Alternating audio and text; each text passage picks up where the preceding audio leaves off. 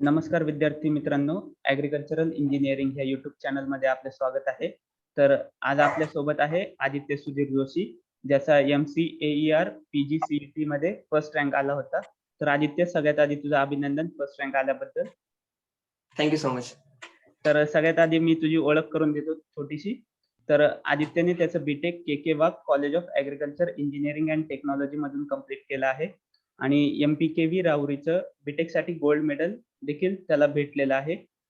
आणि त्याला आता एमटेकसाठी प्रोसेसिंग अँड फूड त्यांनी एमटेकसाठी प्रोसेसिंग अँड फूड इंजिनिअरिंग हे डिपार्टमेंट निवडलेलं आहे आणि त्यासाठी त्याने MPKV राहुरीमध्ये ऍडमिशन घेतलेलं आहे.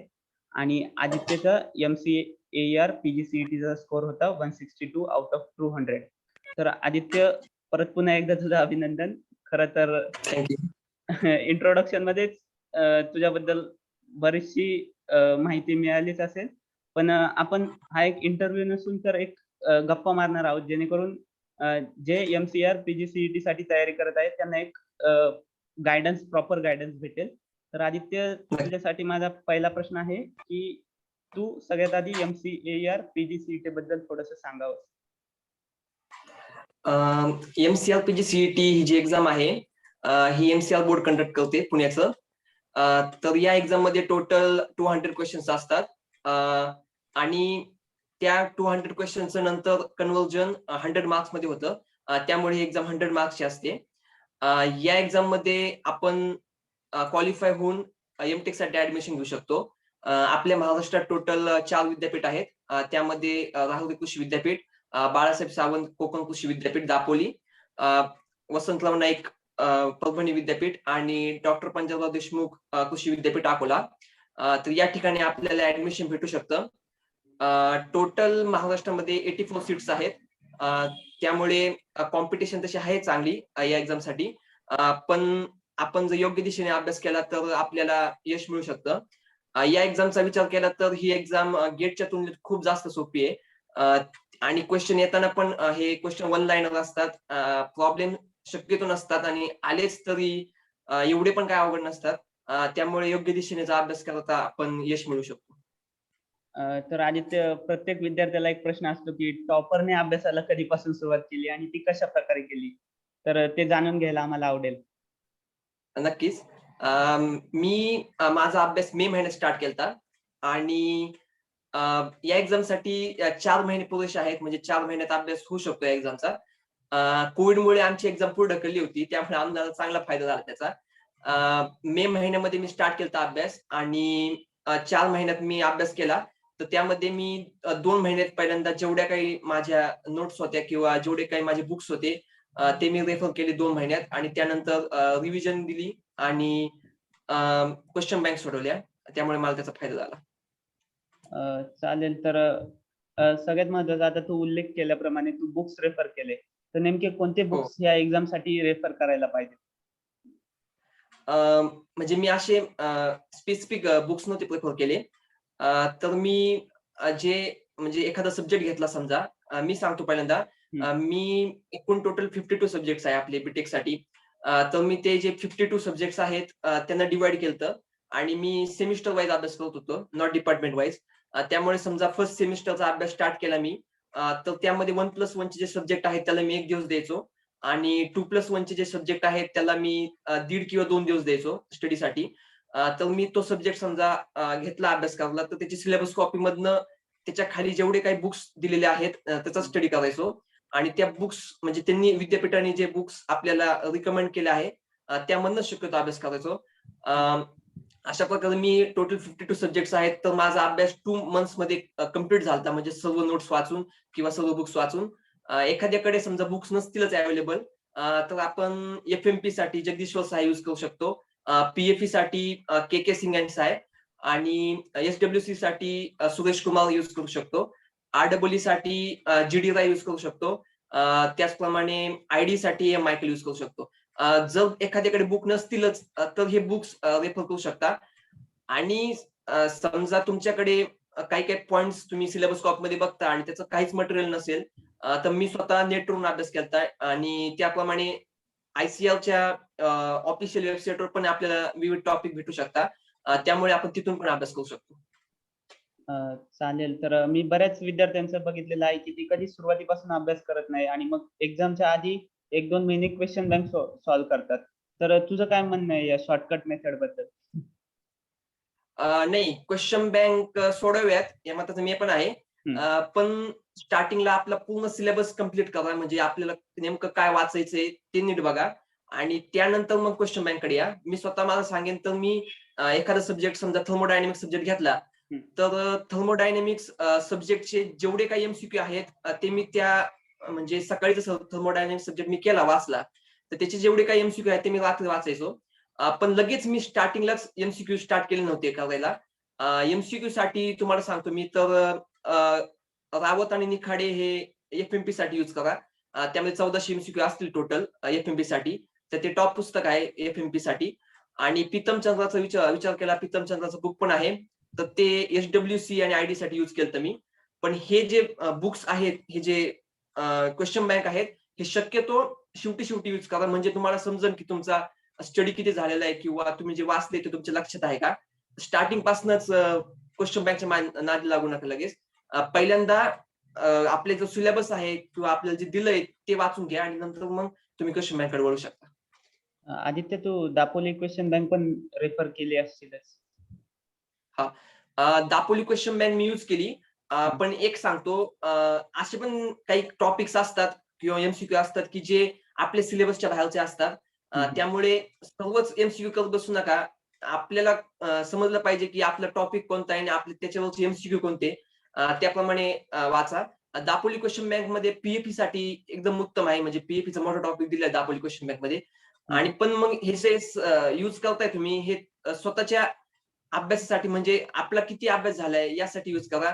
ना की डायरेक्ट पेपरसाठी क्वेश्चन बँकचा यूज करा. पहिल्यांदा टॉपिक वाचून घ्या सगळे. तुम्हाला जे वाचायचे ते डिपार्टमेंट वाईज किंवा सेमिस्टर वाईज जसं करू शकता आणि त्यानंतर तुम्ही मग इकडे येऊ शकता क्वेश्चन बँककडे. खरं तर आपण पाहतो म्हणजे ज्या मोठ्या एक्झाम आहेत त्याच्यासाठी टेस्ट सिरीज अरेंज केल्या जातात. तर टेस्ट सिरीज बद्दल तुझी काय काय म्हणणं आहे? नक्कीच. मी पण टेस्ट सिरीज घेतली होती. आपल्या अभिषेक सरांचीच या YouTube चॅनलचीच मी टेस्ट सिरीज घेतली होती आणि त्या टेस्ट सिरीज नक्कीच मला फायदा झाला. टेस्ट सिरीजमुळे आपल्याला टाईम मॅनेजमेंट कळते, किंवा आपला किती अभ्यास झालाय किंवा आपल्या चुका काय होत आहे त्या समजतात. शेवटी मी पण टेस्ट सिरीज घेतली होती याच YouTube चॅनलची आणि त्यामध्ये जवळ सर्व टॉपिक कंप्लीट झालते माझे, म्हणजे त्या टेस्ट सिरीज मधनं. आणि माझ्या नेमक्या चुका काय होत्या, तर मी माझी एखादी चूक मला सापडली किंवा माझ्या काही चुका होत्या मला समजलं, तर मी तो टॉपिक पुन्हा एकदा वाचून घ्यायचो. त्यामुळे माझी पुन्हा त्या सब्जेक्टवर किंवा त्या टॉपिकवर रिव्हिजन होऊन जायची. त्यामुळे नक्कीच मला टेस्ट सिरीजचा फायदा झाला आणि टेस्ट सिरीज मस्ट आहे. म्हणजे तुम्हाला समजा एखादी एक्झाम क्रॅक करायची असेल तर स्वतःचा सेल्फ कॉन्फिडन्स वाढवण्यासाठी किंवा बूस्ट करण्यासाठी स्वतःला टेस्ट सिरीज कंपल्सरी आहे. म्हणजे तुम्ही टेस्ट सिरीज नक्की घ्या आणि टेस्ट सिरीज नक्की यूज करा. तुम्हाला नक्की फायदेशीर ठरेल ते. खरं तर तू आधी सांगितल्याप्रमाणे तू बोललास की 52 सब्जेक्ट आहेत. पण त्यात काय हो. होतं की बरेच जण काय करतात, जे 5 मेन सब्जेक्ट आहेत त्यावरती जास्त फोकस करतात आणि मायनर सब्जेक्ट हो, इग्नोर हो. करतात. तर तुझं काय म्हणणं आहे हां. त्याबद्दल? नाही, मी एक सांगेल, यावेळेस आमच्या वेळेस पासून थोडा टॉपिक मध्ये आणि थोडं सिलेबस मध्ये चेंज केलता एमसीएल वाल्यांनी. तर त्यांनी आधीपासूनच सांगितलं होतं एक्झामच्या आधी, की या टॉपिकवर एवढे क्वेश्चन्स आहे आणि या टॉपिकवर एक्झाम्पल एफएमपी साठी त्यांनी 28 क्वेश्चन्स दिलते. पीएपी साठी 26, म्हणजे असे टॉपिक वाईज त्यांनी क्वेश्चन दिलेलेच होते. त्यामुळे असं नाही जमणार की एखादा टॉपिक सोडला किंवा प्रत्येक टॉपिकवर क्वेश्चन आहेच तिथे. मुलं शक्यतो मायनर सब्जेक्ट वगळतात शक्यतो, एन्व्हायरमेंट किंवा स्टॅटिस्टिक, ॲग्रोनॉमी, हॉर्टिकल्चर. पण यावेळेस जनरल सायन्स नावाचा टॉपिक होता, त्यावर जास्त क्वेश्चन विचारले होते. त्यामुळे असे टॉपिक सोडू नका. जेवढे 52 सब्जेक्ट्स आहेत आपल्याला दिलेले, ते सगळ्यांचं एकदा वाचन नक्की करा आणि त्याचा नक्कीच उपयोग होईल.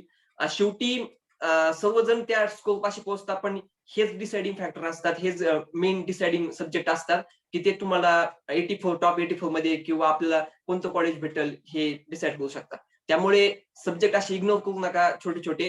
क्वेश्चन कुठले पण विचारता असं काही नाही. पण मग त्यांनी आता आपल्याला आधीपासूनच सांगितलंय, की या टॉपिकवर एवढे क्वेश्चन, या टॉपिकवर, तर ते मस्ट फॉलो करा आणि तुम्हाला त्याचा नक्कीच उपयोग होईल.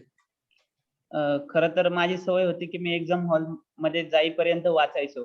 तर म्हणजे हो. एक्झामच्या आधी नेमक्या कोणत्या गोष्टी वाचायच्या त्याबद्दल काय सांगशील? नक्कीच. माझी पण ती सवय आहे. मी एक्झामला जायच्या आधी पण वाचतो.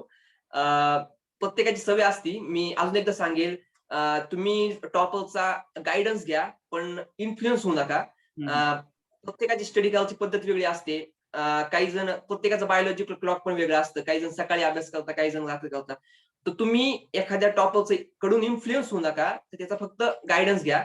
प्रत्येकाची पद्धत वेगळी असते अभ्यासाची. तर मी स्वतः पण वाचायचो म्हणजे आणि शेवटी जाता मी शक्यतो माझे जे नोट्स आहेत त्याच वाचल्या आणि म्हणजे जेवढे मी काय वाचलं आहे त्यातले काय काय मेन पॉइंट वाचताना मी हायलाइट करून ठेवले होते. तर तेवढेच मी वाचायचो आणि शेवटी वाचा, कारण असं पण झालेलं आहे माझ्या बाबतीत. मी काही टॉपिक शेवटी वाचलेले आणि ते नेमके पेपरला पडलेले. त्याचा मला नक्कीच फायदा झाला. नक्कीच. तर खरं तर या वर्षीच्या पेपरमध्ये एन्व्हायर्नमेंट आणि एक्स्ट्रा पोर्शन म्हणजे नॅशनल सँच्युरी वगैरे असे बरेच प्रश्न विचारण्यात आले होते. तर तू त्या विषयांचा कसा अभ्यास केला होता? नक्कीच. मी ते पण सब्जेक्टचा म्हणजे मायनर सब्जेक्ट मी सोडलेले नव्हते. शेवटी मी मायनर सब्जेक्टला पण चांगलं फोकस केलतं आणि आपले एन्व्हायर्नमेंटचे सब्जेक्ट आहे, जो आता नवीनच विषय ॲड झालाय न्यू बीटेकसाठी. त्यानंतर इकॉन, स्टॅटिस्टिक, नंतर M1, M2, M3 असे जे काही सब्जेक्ट आहेत, त्या सब्जेक्टचे पण क्वेश्चन येतात. मगाशी मी सांगितलंच, या टॉपिकसाठी त्यांनी स्पेशल कोटा ठेवलेला आहे क्वेश्चन विचारसाठी. त्यामुळे यावर नक्की क्वेश्चन विचारता, हमखास विचारता. त्यामुळे या टॉपिकवर पण फोकस करा. जसं तुम्ही FMP किंवा आयडी डिपार्टमेंट करताय किंवा PEP डिपार्टमेंट करताय.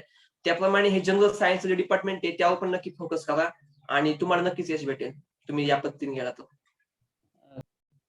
तर आदित्य, आपण पाहतो MCAER आणि ICAR अशा 2 एक्झाम आहेत. तर प्रायव्हेट कॉलेज ICAR साठी एलिजिबल नाहीये. तर मग MCAR ज्यांनी एक्झाम दिली आहे, म्हणजे जे प्रायव्हेट कॉलेजचे आहेत, त्यांनी ICAR द्यावी का नाही द्यावी? तुझं काय म्हणणं आहे? नक्कीच. ICAR आणि MCARचा सिलेबस पाहिला तर तो सिलेबस जवळ-जवळ सेमच आहे. मी स्वतःनी एक्झाम दिली नव्हती ICARची.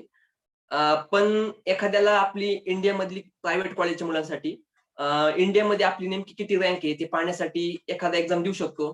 70% to 80% सिलेबस सेमच आहे. फक्त ICARसाठी थोडे काही पॉइंट्स वाचावे लागतील आणि तुम्ही ती एक्झाम फक्त आणि फक्त आपल्या स्वतःला टेस्ट करण्यासाठी देऊ शकता. कारण प्रायव्हेट मुलांना ॲडमिशन म्हणजे पात्र नाहीत प्रायव्हेटची मुलं ॲडमिशन घेऊ शकत नाही ICAR मधून. त्यामुळे फक्त आपल्या स्वतःला टेस्ट करण्यासाठी तुम्ही ती एक्झाम देऊ शकता. तर आदित्य, खरंच तू खूप छान माहिती दिली आहेस आणि फक्त जाता-जाता तुला एक प्रश्न विचारावासा वाटतो, की तू विद्यार्थ्यांना एक काय सल्ला देशील as a topper and as a senior म्हणून?